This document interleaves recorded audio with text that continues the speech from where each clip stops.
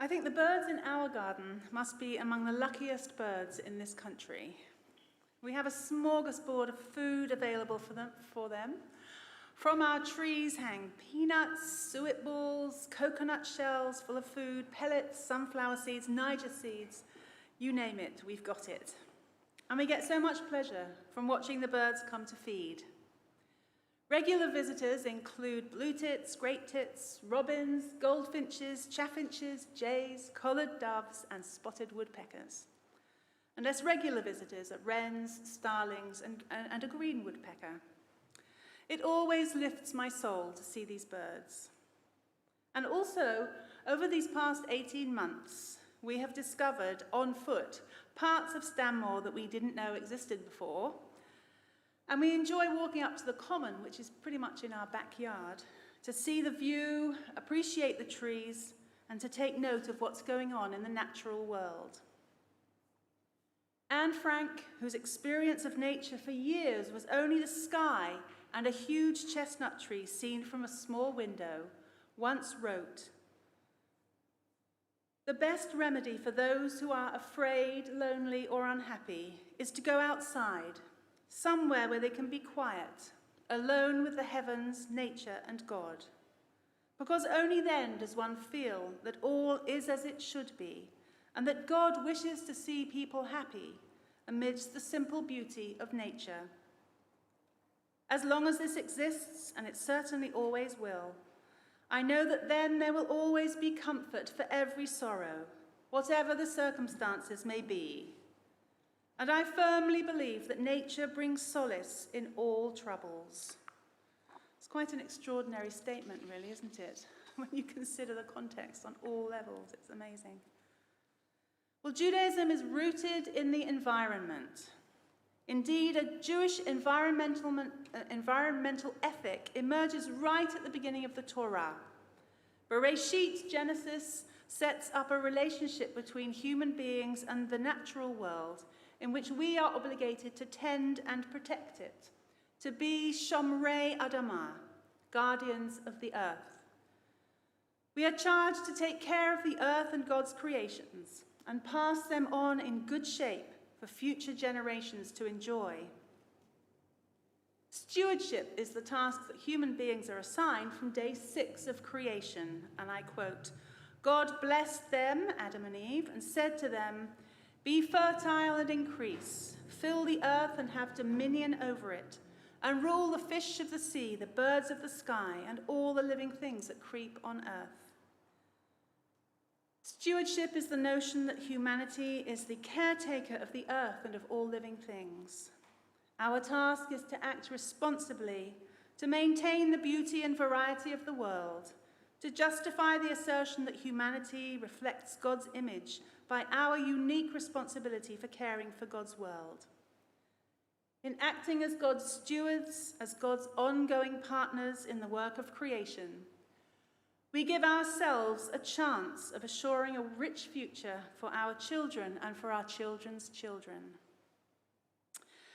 As American Rabbi Bradley Shavit Artson, who was a great inspiration for me and is in all considerations of things environmental, he points out, rooted in a religious view of the world, stewardship asserts that the purpose of all creation, humanity included, is to sing God's praises through deeds of goodness, through establishing a just and righteous society, by cultivating gratitude to our Creator for the marvel of being alive.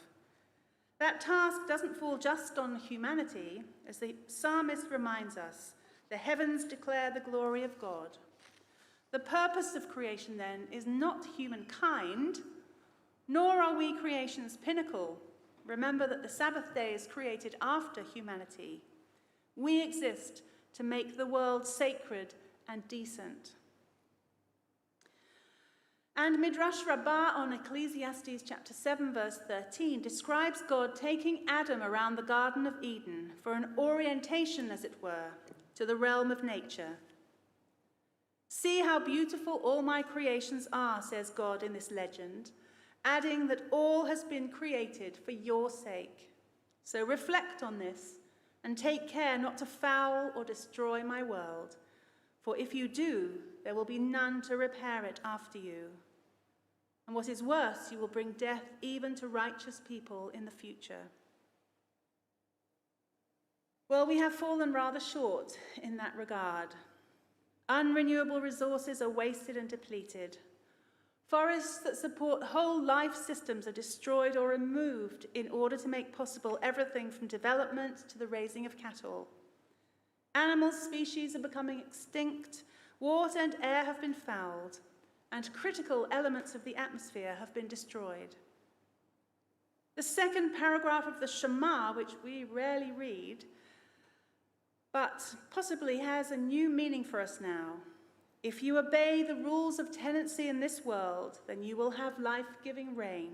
If you do not obey those rules, but behave as if you were the creators and landlords, then the rain will turn acidic and no longer give life.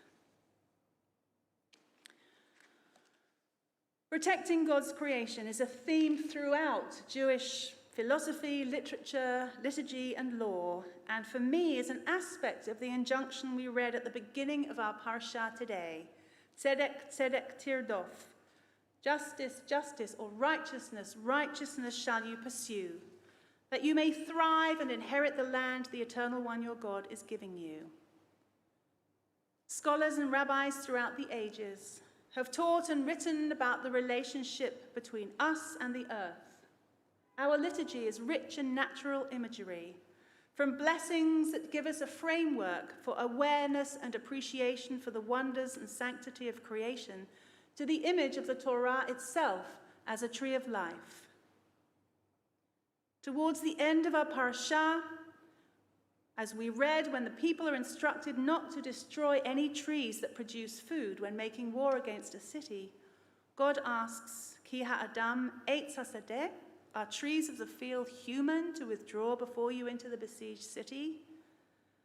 The cycles and practices of Jewish life are grounded in the natural world and our connection to it, and our responsibility for its well-being. Stopping and resting on the Sabbath teaches that there are higher values than production and consumption.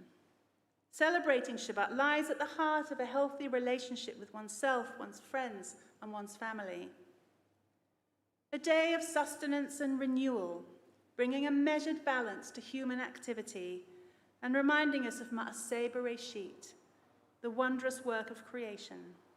The concept of Shemitah, having the land rest in the 7th year, provides an equivalent model of rest for the land itself. The practice of Peah, leaving the corner of the field unharvested for the poor to pick themselves, connects ecological issues with the need for people to live free of hunger and to have their basic needs met.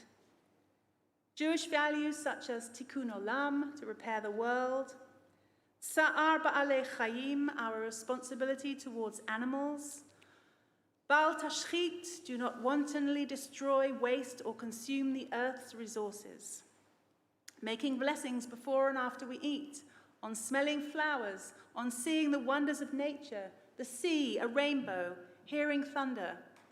All of these prompt us to give thanks to God for the many wonders of creation and to value and appreciate the gifts that we have around us.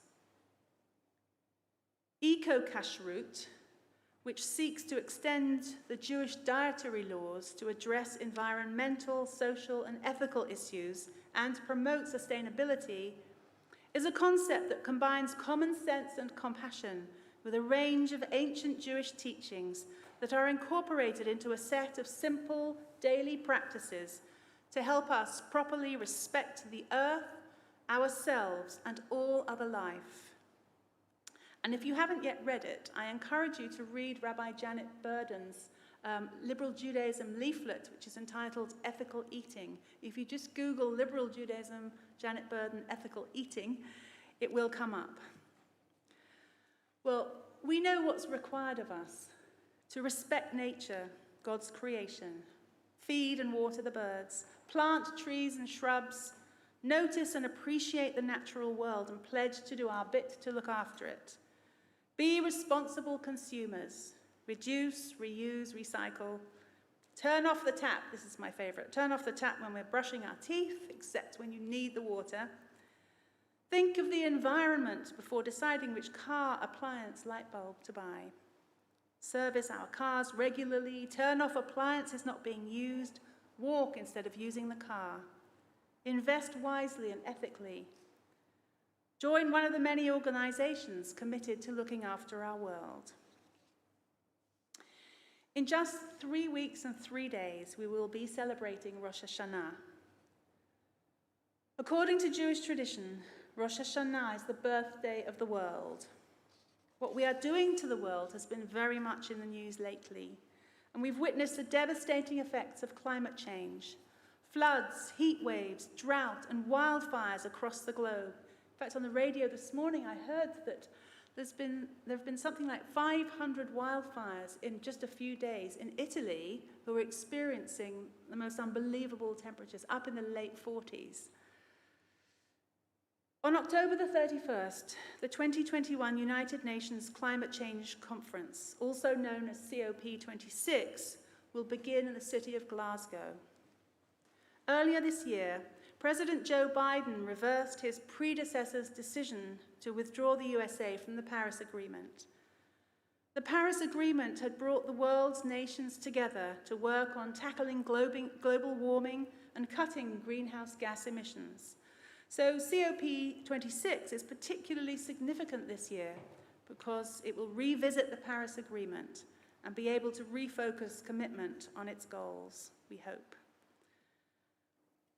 What better present could we give the world than a renewed commitment to its long-term health?